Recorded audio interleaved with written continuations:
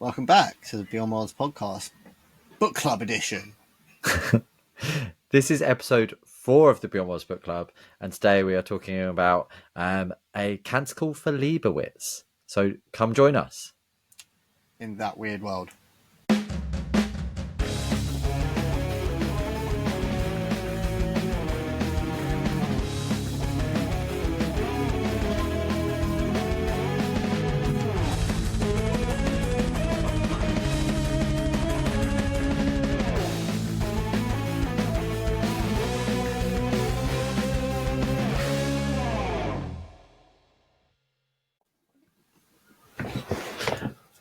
Welcome back to the Beyond Worlds podcast. I'm Beyond Joe. Still Stephen today. Still Stephen. Not a date. We're not a dade Stephen. Yeah, well. It's Friday. It's Friday. We don't have a Friday Stephen. Oh, no. Friday Stephen's too chill to be. No, you don't get weekends anymore, though. So. Well. Well, thank you so much for coming back and to another Beyond Worlds book club. Hooray! Yeah, this is the weirdest book we've read. Yeah, definitely is. And it's the 4th one we've done now. Yeah. So pretty cool. We've been doing it for 4 months since Christmas, just before then. And this was A Canticle for Leibowitz. Yes. Yeah. It's renowned for being like one of the sci-fi classics, which thinking of it as a sci-fi now is a bit, yeah, I think, well, it's sci-fi to a degree. It gets there. And I get that sci-fi is such a broad term, like it's apocalyptic. It's definitely not like something real world. We'll get to that as well. I guess it kind of not the world as we currently maybe know it as it is. Maybe in a few years. Yeah, we'll see. I'm just going to quickly. We don't want to go through this episode and just talk through every plot point. So just so people know what Canticle for Leibowitz is, I've got a short description here. I'll just quickly read. So it's a post-apocalyptic social science fiction novel by American writer Walter M. Miller Jr. It was first published in 1959, so ways ago. And it's set in a Catholic monastery in the desert of the southwestern United States after a devastating nuclear war. The book spans thousands of years as civilization rebuilds itself. The monks of the Albertian Order of Leibowitz preserve the surviving remnants of man's scientific knowledge until the world is again ready for it. It's a fix-up of 3 short stories that Miller published in the magazine of fantasy and science fiction that were inspired by the author's participation in the bombing of the monastery and the Battle of Monte Cassino during World War II. The book is considered one of the classics of science fiction and has never been out of print. It won the 1961 Hugo Award for Best Science Fiction Novel, and its themes of religion, recurrence, and church versus state have generated a significant body of scholarly research. And there is a sequel that was published posthumously called St. Leibowitz and the Wild Horsewoman in 1997. See, now that actually makes the whole thing make a lot more sense. Yeah, doesn't it? Now it's like it being released in a magazine as shorts. Now I kind of get it. Yeah. It's like, so the weird thing for me with it is most books I've read, you've got a hero, a villain, beginning, middle, end. The stories going somewhere. There's actually a narrative. It's got one.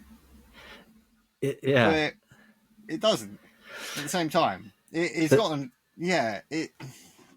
The narrative isn't around a single person. No. It's the narrative is the story of humanity. Yeah. Which is sometimes I haven't read a book like that where the narrative we really have to take steps back because it's not like you're reading a hero story or something like that. You're just like a total observer. Yeah. Like you're the watcher. Yeah. From Marvel. You're. It's like you're just getting a little, and there's bits of comedy in it. There are little funny bits of like tension. It's not like it's just explaining a normal day to day. No. There's things going on, but It's really interesting. Um, I can sort of see some of the like why people say it may have not a connection to One Piece, but what the Oda's definitely read it. yeah, Yeah, I like Void Century and like the lack of information and getting like at the start all the people getting rid of information sort of thing. They didn't like the smart people in the first yeah, short story. The survivors of mankind were like, "Fuck you, scientists, man! You're the ones that caused this shit. Fuck yeah. you, we're gonna get them." They turned into book Um, burners, didn't they? That was it. They yeah, like, just like yeah, everything. Like any sort of knowledge was deemed bad. which I find interesting because when you get to the third story and you get to the people with the lack of knowledge and you hear how they speak, that I did find quite interesting because he's got his own sort of play on an English language, which is really quite interesting.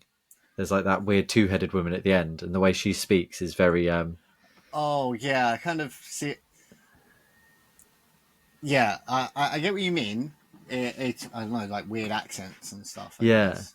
Um, Yeah, so to the point, I guess it could just be seen as an could, accent. but Um, I mean that's how I read it. But I've read other books that do that, and like they don't. Normally they'll be like it'll be a Welsh person or a Scottish person or a Cockney geezer or like dwarves talk sometimes weird, and will miss out letters or something like that. But it generally makes sense. Um, like my mind with her instantly went to a Cockney lady for yeah, some reason. I don't know, but I know they're in it's America. like But tomatoes, yeah, maybe not Cockney, but yeah, tomatoes. tomatoes. Yeah, Um, it it's a like it's definitely a three-part story, like three yeah, self-contained stories that are also not because they're in the same place. It spans such a vast amount of time, and the way yeah, they connect certain characters is so interesting because I've always found it interesting with things like the Bible and books that were written a long time ago. Um, the way that people in the future read them and how mm, they see that, and so like at the start, the way that they're seeing a shopping list as being this potentially great, amazing find. yeah, Um, yeah, yeah, yeah. I just find it, yeah, I thought it was really clever. Um, Yeah, I mean, it. See, that first part was the part I enjoyed the most, but I think that's because with books, I always enjoy like a religious theme to like my. So I've always loved like Dan Brown's books, oh and yeah, anyone where he's got a religious geezer in there, or there's like loads of religious sub themes and stuff. I love that sort of stuff. Um, so the whole religious element of it, I really enjoyed because it's just a weird perspective of things. And seeing like sort of real parallels sort of with the church and how that church operates, it was kind of cool. But they weren't like hiding the knowledge from the masses like it's sort of theorized now, Vatican secret archives and all yeah, that jazz. They were sort of the Vatican non-secret archives. It was like, no, I mean, come and study this shit, but yeah, it ain't going nowhere. This is our books. You can come have a look though, please yeah. come have a look, because someone's got to make sense of this shit. Yeah. Um, and yeah, um, it was interesting. I What really else enjoyed that I sort of stuff. find interesting is a lot of so growing up, reading a lot of different science books and stuff, and it would always be contrary to a lot of religious beliefs. And I Mm. do find in this it marries that really interestingly in and not in like a negative way. So No, the yeah, fact is, the church have are the ones who have secured all this knowledge. It's I find it interesting, like taking a step back after finishing it, that it is the church that secured the knowledge. It yeah, wasn't like it was some sect of scientists who were trying to, save it. no, But saying that, their saint Leibowitz was just that. He was a scientist who lost his wife and then joined the church because he. yeah. Well, that was how I read it anyway. Um, I Potentially think had something to do with the explosions. yeah, maybe he might have done. I think maybe he was one of the people. I don't know. That part for me, I thought he just wanted to preserve knowledge more so, and try, because he was like hundreds of years before the first part, wasn't he? Like, So the actual Leibowitz. yeah, the actual Yeah, yeah. Leibowitz. He was hundreds of years before, so Because even like his, it kind of is funny because how the messages get mixed across time as well. Like it, what he could have wanted to be doing could be completely different to how yeah, the church were perceiving it exactly. when that first part of the novel started. Because they were just like book runners, weren't they? Was what they called Yeah. themselves. Oh, yeah. 'Cause they weren't like, I wouldn't say they were religious in the way that we would consider religious. Like they weren't. They were worshipping God, but I mean, it didn't seem that that was what was all encompassing to them. You know, like I know when you see a lot of monasteries and churches and stuff, there you, Yeah, it do was you a get where I'm key. coming from? I Yeah, so can't. it was a key point of who they were, but But there was more to them. That was what I yeah, think it was because they were also had this sort of. So first of all, they're all like artisans. yeah, So they were like copying all the yeah, knowledge over and over and and over again. they weren't just copying it; they would copy it in their own way. So the text would Yeah, remain, but then they put flourishes and all this stuff. yeah, There's one person who was like, um, sculpting a headpiece and things like this, and they were always seen as yeah. these most amazing. And then when we get to the second part, they build the first light that's been Torch. known, Yeah, like yeah, a lamp. sorry, electric lamp, Yeah, that's ever been used since the what since did they then. call it? There was a name because they called they thought no, Lucifer yeah, so was the Lucifer was the bombs at fallout. the end, and at the start It was Fallout or something Fallout, like that was it, that. yeah, because they Fallout thought that the was a Fallout was a demon. demon. Yeah, and yeah, nuclear bombs were actually Lucifer. Their fire was actually Lucifer. It Yeah, was they called weird, it. like they Yeah, like to think, because honestly, that it's a weird thing. So it's totally off top. I've seen a weird a meme recently, which is it starts as humans discovering AI, humans perfect AI, AI takes over, humanity serves AI, solar flare, solar flare wipes out AI, humanity worships the sun. yeah, So, like, it it then it is weird that you could interpret that in this as the messages of the Bible. You know, the sun, things like that. Like it's just words is how you read it with text like that. yeah. Um, It should be. so yeah, This is the thing, but a lot of people don't. It's lost in translation. So sun yeah. becomes the sun, and Yeah, if you say otherwise, you're wrong and stoned or whatever. Um, yeah, that's that really just made me interesting laugh. though. Yeah, I just sort of funny. It just kind of just like the cyclical nature of everything, which it seems like sort of a big theme of the book is It's massive, isn't it?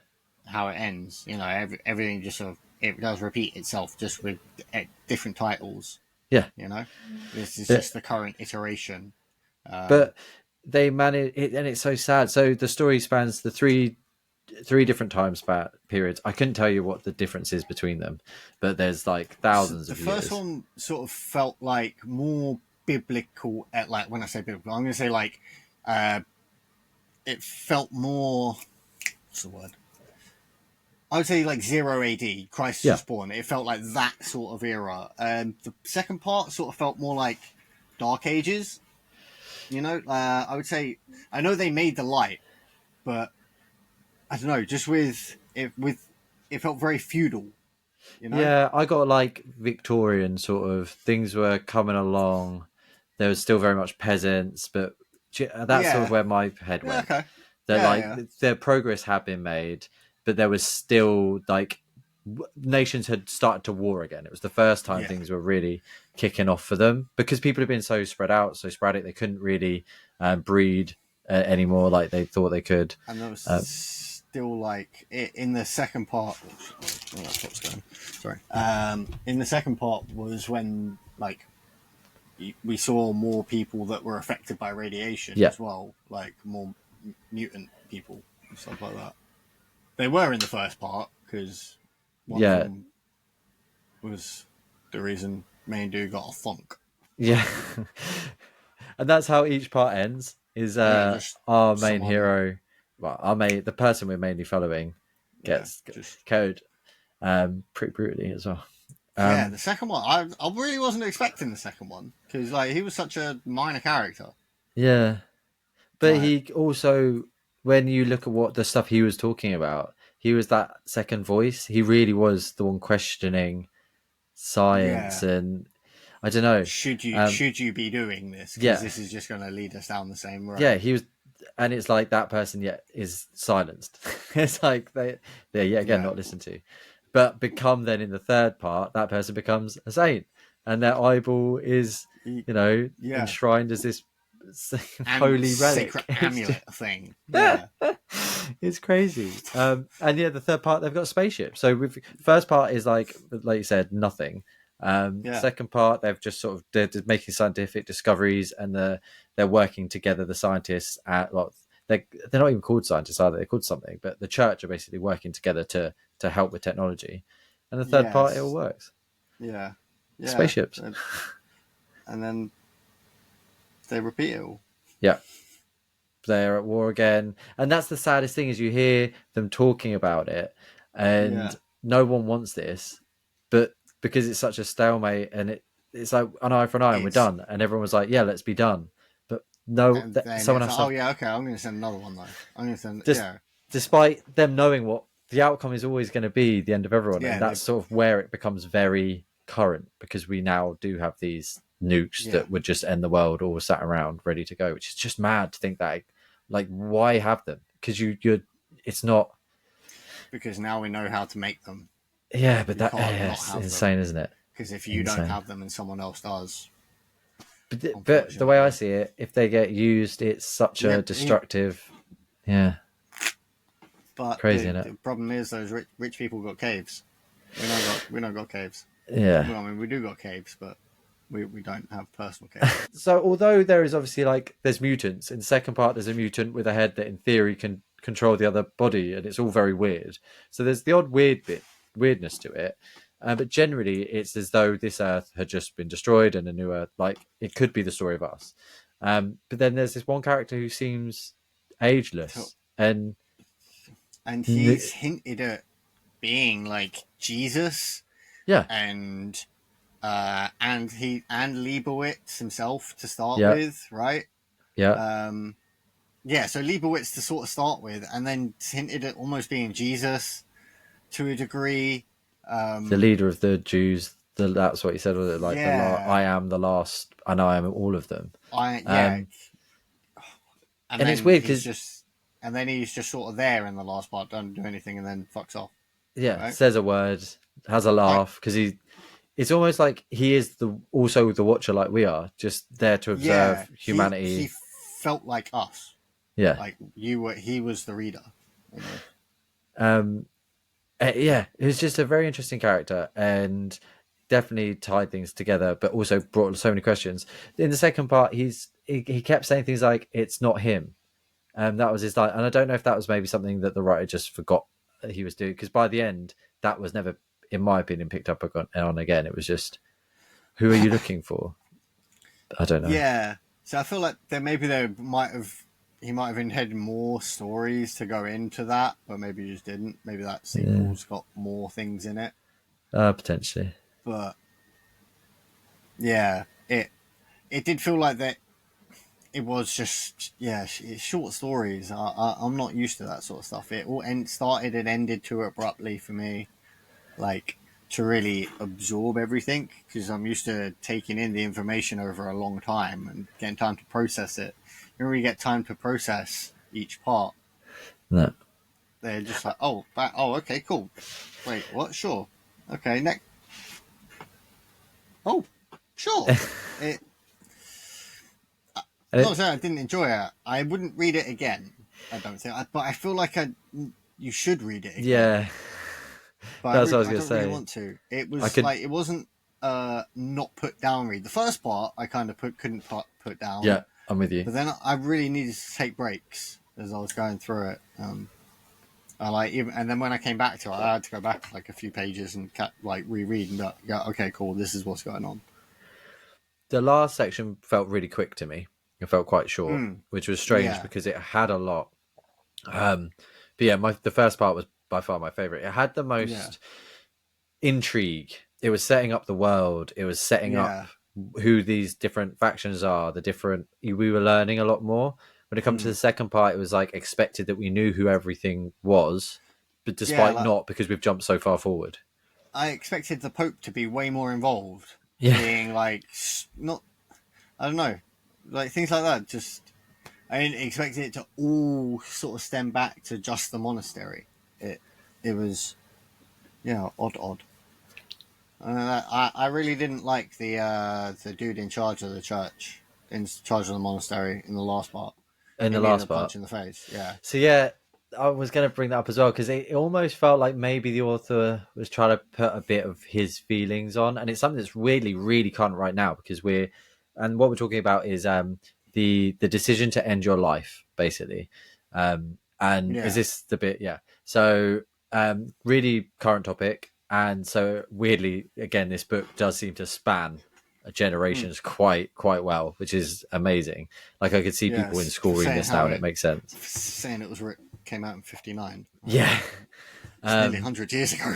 yeah, which is crazy that we're still experiencing, and it shows again Yeah, the recurrence that we're still seeing the same issues yet again. So the bomb has gone off in the future. There's a ton of fallout, a ton of radiation, and people are sick, and some of them sick to the point where they're about to die. And they've set up yeah, loads of medical camps, some of them outside the monastery because it's like a stable yeah. position. They're using it as like a screening area. Yeah.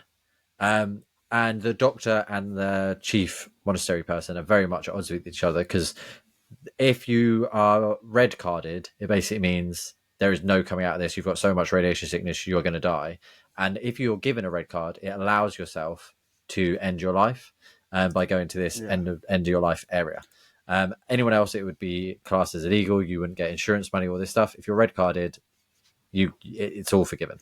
yeah, And the head of the monastery basically turns around and says, if you when you do that, when you give them the red card, do you say anything else? And the doctor's like, yeah, I tell them they should do it. Like I tell them the horrific things I've seen happen to people who don't do that, and that it's not a nice thing for anyone. And the head of the church basically turns around and says that is not something you say under any circumstance, not on my block, which the guy mm, agrees to. Until the point where there's a woman and her young daughter in an absolute state, and he says he's very honest. He goes straight to the head of the church and says, "Just so you know, I've done it. I'm leaving. I can't abide by your rules anymore. It's inhuman." And the priest says, "Okay, get out." Basically, I think he might say like, "Oh, you can keep going, but if I see you're in trouble," and the doctor's like, "No, don't. I'm gone. Like it's fine." yeah, Sets up somewhere else, and then yeah, he goes off on them. Absolutely goes off yeah. on a woman and a girl. Basically, tries to kidnap Tell her, people. yeah, it tells her to let her baby suffer, basically, pray instead. Um, and that kind of put me at odds because the place had been so scientific up until then almost.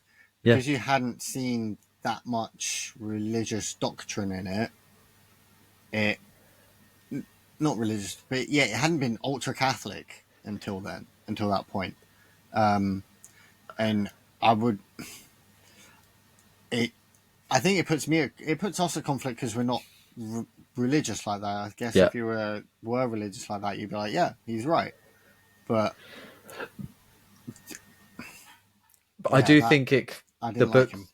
I do think though, although I said maybe it puts the author's views in, saying that I do think it does show the other side as well. It very clearly shows why Mm. it's right. There's why it could be considered right. Again, you're all. I genuinely think people should have their own opinion about this, so it doesn't affect anyone Mm. else. Yeah, of course. But you, the way the doctor goes about it, he does his best and he tries. And the opposite, the church, the way he goes about it is he ends up getting aggressive, raising his voice, Yeah, quoting the like Lord at this poor dying woman, and even he to the then feels point he proud about it. was and sent his like 5 novices that were willing to die, willing to martyr to go like stand outside the where they set up a few miles away and like protest outside. Yeah. Like, come on, bruv. Yeah. That's a bit. And he It's does. super extra. The one saving grace I'd maybe say is when the end of this part, when the next bomb goes off, and I think that's what's happened anyway. That's my assumption. And the Yeah. monastery is destroyed, and he is half crushed to death. And in death, starts to think like, "Oh man, I just want to die. This needs to stop." And then realizes, Mm. maybe Yeah. I should eat my pie now because this isn't what I said. I need to take this pain. And he realizes, I think he says, it's not the pain of death that is terrifying. It's like, it's the knowledge that it's coming, sort of thing. It's a Yeah. weird way he describes it. Mm. I've bastardized it completely. But there's a whole sort of section, and he starts to hallucinate, and he doesn't get out scot-free at all. Tomato ladies. One head died and the other one came to life. Yeah, and again, Or that's what I'm was it? saying. But That was that in his head Yeah, because he true. was dying? Yeah. Was it not because it was hinted at previously that people thought they saw the head Yeah. smiling? And that was like maybe those people were like radiation activated because it would have Yeah, been after radiation was detected in the air because they were doing like air tests on it, weren't they? yeah. That was So odd. it's yeah, and then there's the whole other point that, and it's a weird way because originally when they were talking about sending people up into space, and one of them's going to be they're going to send out missionaries to space, and I was Yeah. originally like, okay, yeah, we need to start populating. That sounds legit. But then as it progresses, it hears that actually loads of these ships have gone off. They are like basically then going to try and take their people to go and spread the word of God across the stars, and basically it's not just start your new life, it's spread the word across the universe. And it was a bit like, it's Oh, not maybe just I missed about, that. I thought it was more about just the preserving knowledge and stuff. yeah, see, I got Read all the over that. preserving knowledge, but then there was a point where they were talking about how other ships had gone before them and had started to colonize, but they weren't allowed to send priests or something unless they had set circumstances because they didn't want it to be. I don't know. Maybe I misunderstood that bit. I thought that so humanity had already like colonized parts of space, right? I thought that the priests weren't allowed to go anywhere. Bishops weren't allowed to go to like a new place to colonize, but they did have free travel to go between colonies. Okay, So so I've just that's why misunderstood. That's what that was explaining. I That yeah, makes more because sense. they didn't have authorization to go, but part of some like original declaration of blah blah blah whatever was like you can go to these ones. So like yeah, cool. Fuck you guys. We're ignoring what you're saying about getting off this planet. We're fucking off. And they, so they're like, we're going to our own one. That's what's happening. Yeah. Yeah. But even Okay, that then, makes sense. they also said they were going towards like Alpha Centauri, which is like another galaxy, right? Yeah. Wait, what? Well, we don't know. The one thing I wanted to Another know solar more system. about, and I do feel like maybe because it was written in 59, that it wasn't really stressed. But the future, other than space travel, there wasn't really much, and like a dictaphone, and that's what I was like. Oh, in the future we'll be able to say stuff and it'll write it down. It's like, yeah, Yeah, it was like an auto translator, wasn't it? yeah. But it's like that's for today. They were It's like, still oh, we're driving there. cars. Oh, self-driving. Yes, there were self-driving cars. Yeah. Um, Well, no, he was driving the car, wasn't he? He drove the but car then that. he'd say like this lane and this lane, and then there was a way to like the police could stop it with a little bop. Oh, okay. I missed that bit. Because yeah, he didn't want to stop. Yeah, He had that girl in the car, and he didn't want to stop because he wanted to take her back so that she wouldn't end her yeah. life, or the life of her daughter. And then the officer stepped in, and the auto detection sort of cut off the car. Ah, okay. Yeah, Yeah, that's right. We're going on. The first was like, oh yeah, cool. We're gonna get real sci-fi now, and then it just went back to the church. Oh, yeah, it did, and that's how I was like, sure. it was so hard to see. What I found hard, my imagination did, is we're set that the church is set back in the day. Monks are wearing the monk stuff and blah blah blah, Yeah, and yeah, you didn't I really get. that seems to always stay the same in my imagination. Yeah, 'cause they didn't describe anything like that. What the like world building happened in the first part, but Yeah. in no other part. Like they described loads of it at the beginning, but So the is rest it in was my head? I'm just like, is the even monastery in the middle in part the? there was some because it was I suppose the first two parts were so localized maybe Mm, as well. The third part because it was trying to encompass the whole world and space. It you can't in a short story you can't go into too much detail on like some deep world building sort of no. thing because at that point it is three different worlds sort of really, and there's So too it's, much for that last part. Yeah, it was weirdly paced. It was just well, yeah, it was a whole weird read. it's not necessarily one that I would go out and recommend to everyone, but as a let me phrase it, I not recommended recommend it to. to Eddie straight away. I, Eddie will like this one.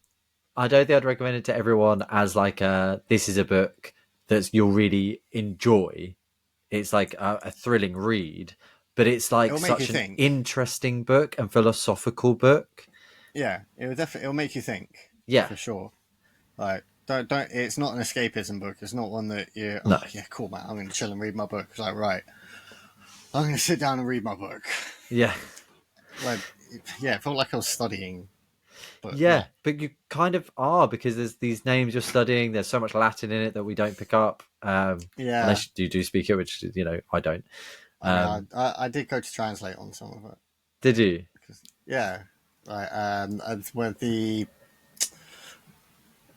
when he said when they were in the last part and they told that monk to come and he's like we're gonna implement blah blah blah blah blah. Yeah, That I was like right, what the fuck does that mean? Uh, things certain parts I was like yeah okay, what's this one? I kind of Um, wish I had because I think it would have been interesting to know. Um, yeah,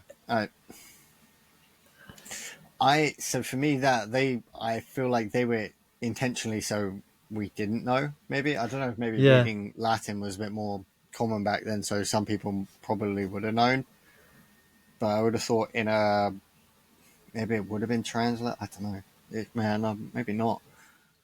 yeah, you're right. If something is in an alternate language, generally it's so that we don't understand, but it Yeah. well builds at the same time because Mm. they are able to talk to each other in this language.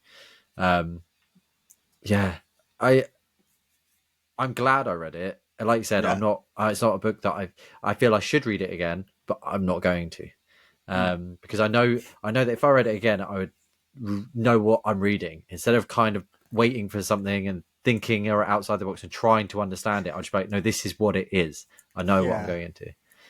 So like maybe I wouldn't read the first part again. I would maybe read the last part again. Yeah, Just like read that more. Just pay more attention to it. Same with the middle part. Maybe I'll read that again. yeah. Because It's the now knowing what all is, you could maybe pick a bit to go over. Because that would only be like a couple hundred pages, or maybe like 100 pages or something. I think the last part's definitely the hardest part, just in the terms of like gut, like oh, Hmm. everything is going to shit. Like how could it go so far? It's almost like that thing. It's almost like the book is saying that humanity is always doomed because Yeah. we get to a point where we doom ourselves, and no matter where we go, no matter what planet we end up on, it will be cyclical. It will keep happening because until Seems those like voices that are trying to stop it can get to power, it's never gonna. seems like this iteration made it a bit further than the last one though. Yeah, So then it kind of also shows the progress, maybe. yeah, But because otherwise, I mean, I know people may have made it off world before. It didn't seem like no. that would have happened. Like just from I don't know people hiding in bunkers more. Like it feels like yeah, the modern world benefited from a lot from the like the saved knowledge. Um, I wonder and if yeah, I think maybe obviously the world will start again maybe, but they'll have some people might come back. Who knows? I don't know. Yeah, it does leave you a lot of questions and a lot to think about. Well, And I remember saying to you, when we do this, we're going to have like yeah, minute. Like, it's one of them. You're like yeah. really like, okay, yeah, yeah, yeah. It, Well, it really like the second lot of humans. So after the first fallout, after the first attack, it's almost like for such a long period of time they're stunted because they refuse science and they yeah, shun it. That doesn't last for long, and then it quite quickly. It seems like the point from rediscovering what the writings meant, like basic scientific knowledge, once that was re-earned, things moved yeah, massively quickly. So I yeah, wonder if timeline things, it wasn't as they didn't necessarily make it as long, but they made it scientifically further. And I wonder if that is the answer, that we'll keep getting a little bit further until the point yeah. where we get to a point where we know not to do it Mm. again. I mean, technology evolves exponentially. Mm. So once you get there, if you get there at a sort of earlier point each time, you're going to get to maybe the end point faster, but you'll also progress further. Yeah, it's Yeah. interesting. And something else that I guess I didn't take away until we're talking now, although it's like, yeah, humanity is doomed to, this recurrence of destroying itself. It also is not almost doomed, but fated to survive it. So, Yeah. like, despite what we do, we will blossom again and we'll give it another go because, again, Yep. we're stupid in that sense that we'll keep banging our head against the wall. Monkey. Yeah. And that's it. They do touch on evolution. They touch on things like this, and I love the sort of comments on it. It's interesting and it's funny. A lot of Mm. there, yeah, like it's been a lot of doom and gloom, but there is a lot of funny quips. A lot of the comms between different monks is hilarious because they're just so I mean, silly. Leibowitz chasing around what was his name? Joseph, the first dude? I can't remember, Ah, whatever his name. No, Francis. Francis, yeah, Um, the Leibowitz dude, like chasing him around with a stick. yeah, I was creasing up.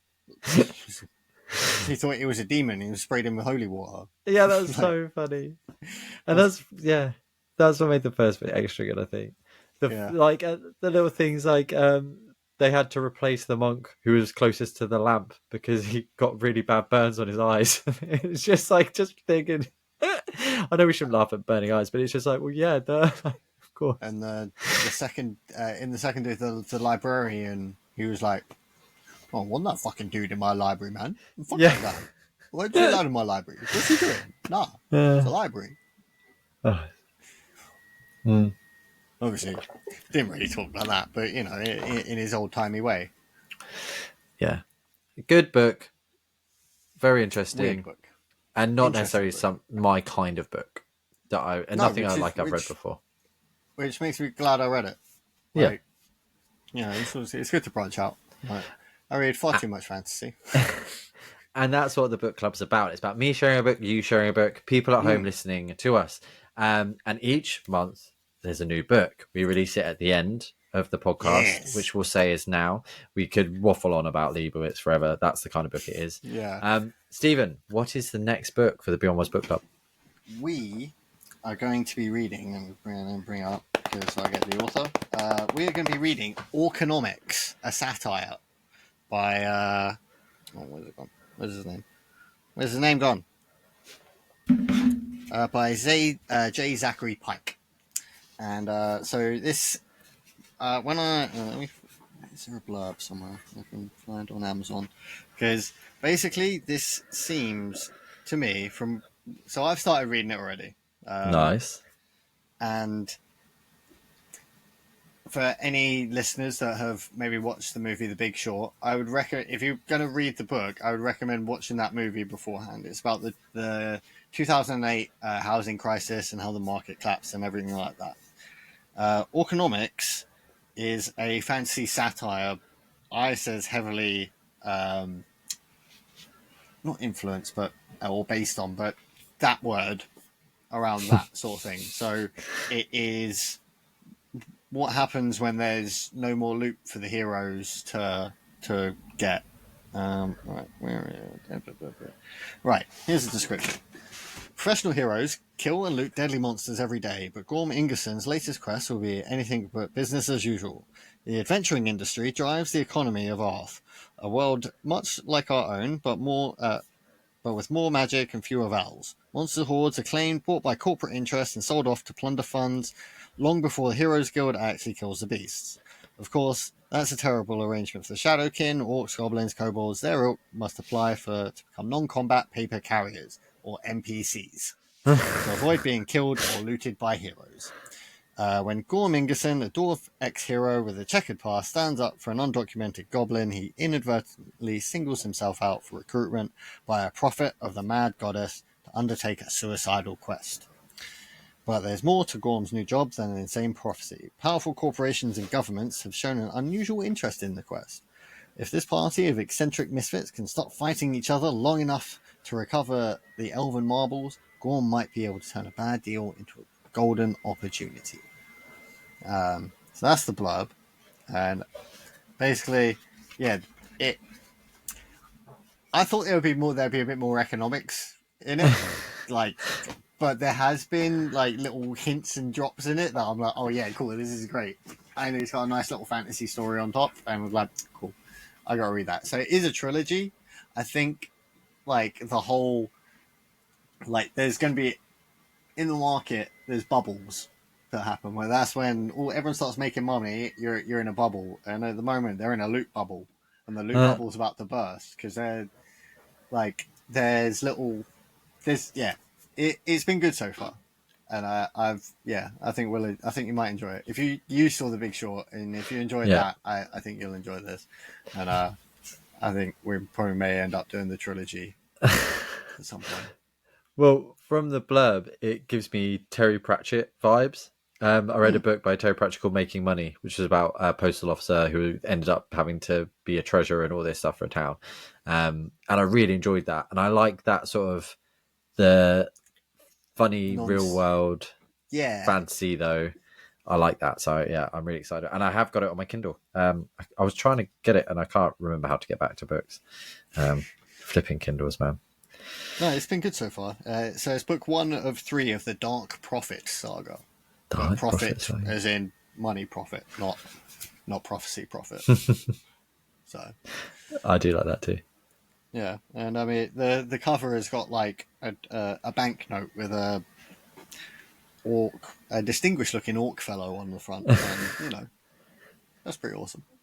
It is. I'm very excited so far. That'll be a fun. Hopefully, it'll be a fun episode to go over. So yeah, there's been some stupid bits. There's been some nice bits. That's going to be in a few weeks' time, so do check it out. Do let us know what you think down in the comments. Do all the things that Steam tells you to do. Like, comment, subscribe the video, uptick the video, upvote the video, share the video if you want. That's a good one. Share the video. That'll definitely help with the algorithms. Yeah, thank you. Until next time, I've been Beyond Joe. And I'm still Steven today. And thank you for joining us. In another world.